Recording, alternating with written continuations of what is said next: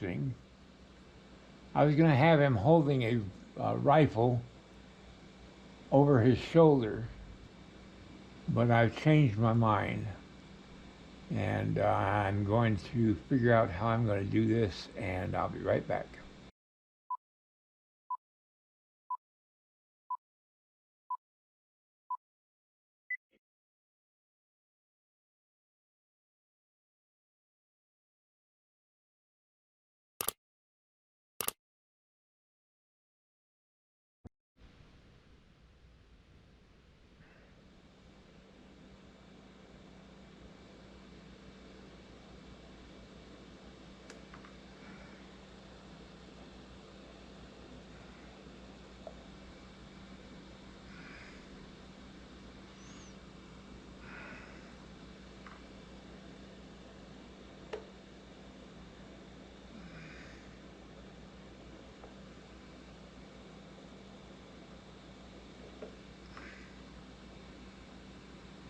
Yeah, I like this one better.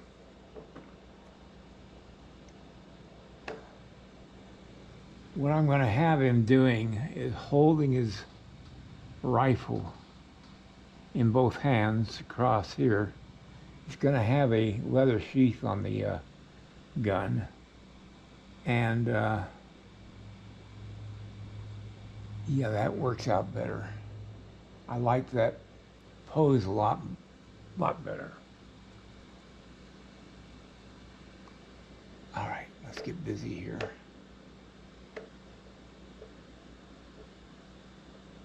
I had too many wrinkles in the front. It was looking weird. And you'll see in a few minutes how much different it's going to look now. All right, be right back. Okay, I'm putting on the bottom edge of the shirt.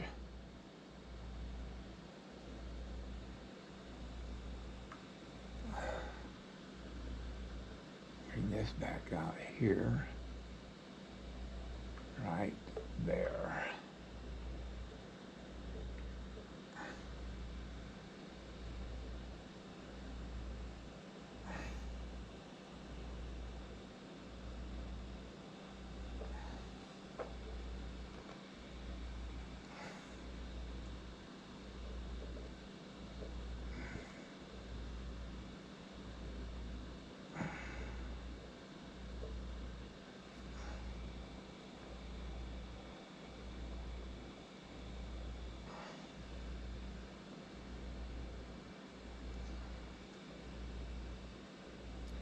Now, let me explain the construction of their shirts.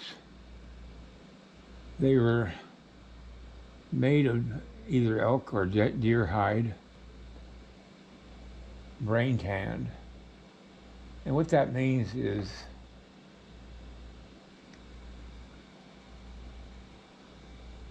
the leather was tanned using the animal's own brains. The brains had a chemical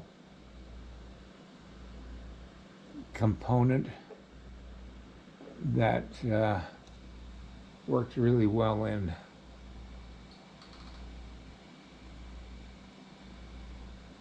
tanning the hide.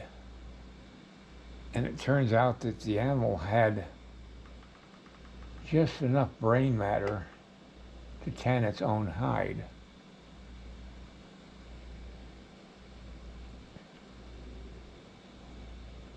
Almost like our Creator created animals and their skins and the ability to tan them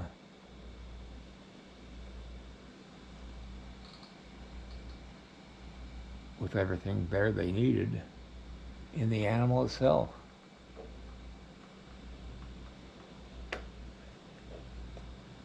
Anyway, all I'm doing now is filling in where the shirt is.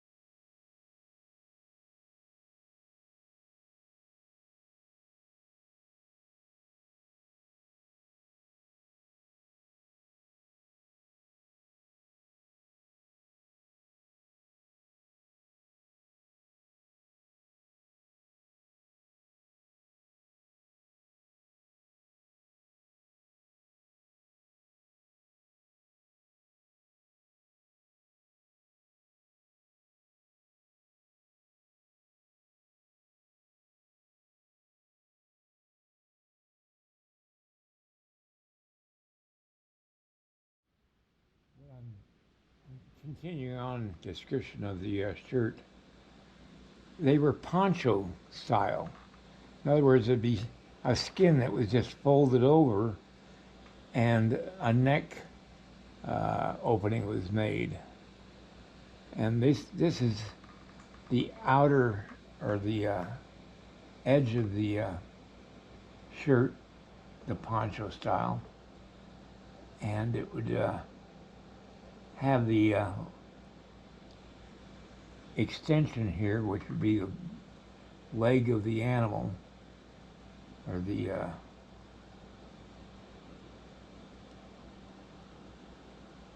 skin that would have been on the leg of the animal.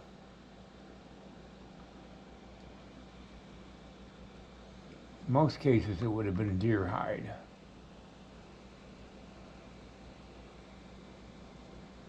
The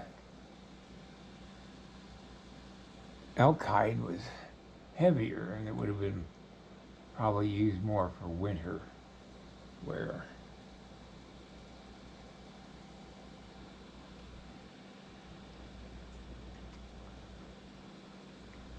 You can actually buy brain tanned leather, and it has a particular smell to it. It smells like almost like bacon, because they smoke the hide, which would waterproof it.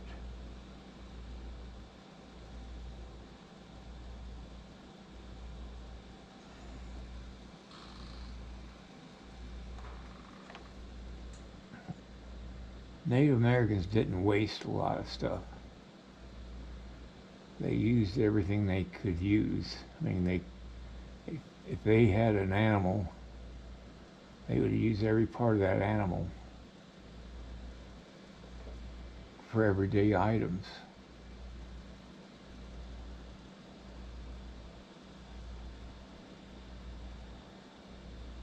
Okay. All right, what I'm going to do is start doing the short fringe on the edge of the shirt.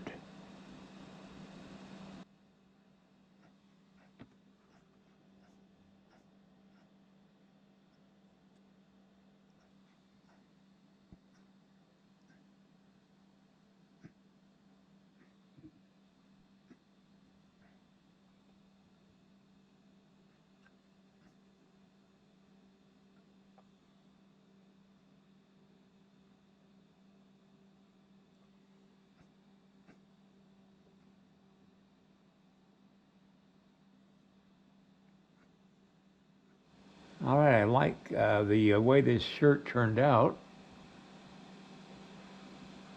on this side. Now I've got to do the other side, but I've got to also understand that a lot of the shirt in the back area is going to be covered with fur from the headdress. So I'm still going to construct it the way I would normally do it if it was just a shirt by itself. Only because I've got to. It's just going to have to be the way I do this. Now I know a lot of this is going to be covered, but I'm going to do it anyway, just for my own self.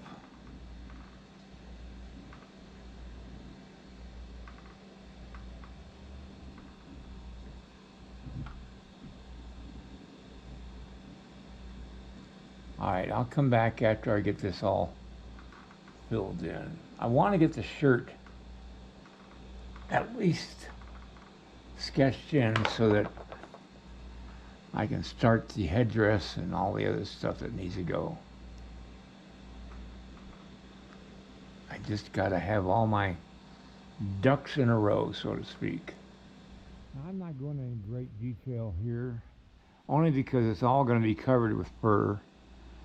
What I do want to do is get the outer edges of the shirt in the back, and that's what this is, the hanging part, just like this hanging part here, the leg part of the animal. And now I'm going to do the fringe on the bottom of this shirt, but I'm only going to do it from about right here on down because all this is going to be covered. Now the shirt is pretty much done. I'm happy with it.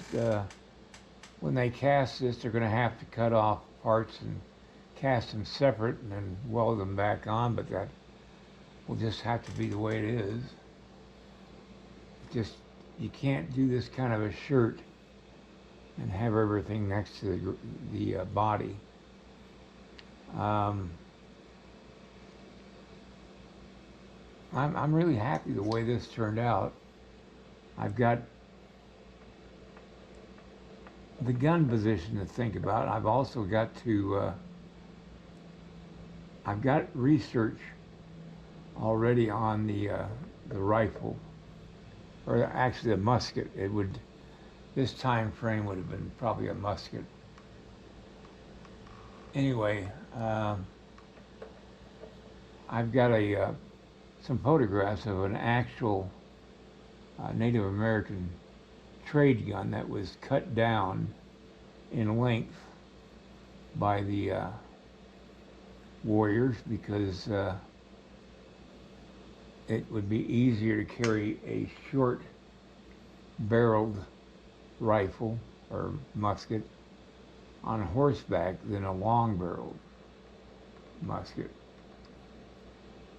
The difference between a rifle and a musket is a smooth bore, and a rifled rifle is one that has the swirls inside the barrel that cause the bullet or the slug to rotate as it flies through to the target. Now, I still might change the arm position. I'm thinking of one that's a little more tighter to the chest, but I'll figure that out overnight. But I've got to construct the fur in the back, and I'm not filling in here because this will all be filled in by the loose sleeve that will be on the gentleman's arms. All right, everybody, have a great night, and I'll see you next time. Actually, next week. Good night, everybody. If you like this video, please like and subscribe to my channel. It really would help me. Also, check out the link below this video. It will take you to a review of my 9 instructional videos that could be very helpful to you if you're thinking of sculpting. Good night, everybody.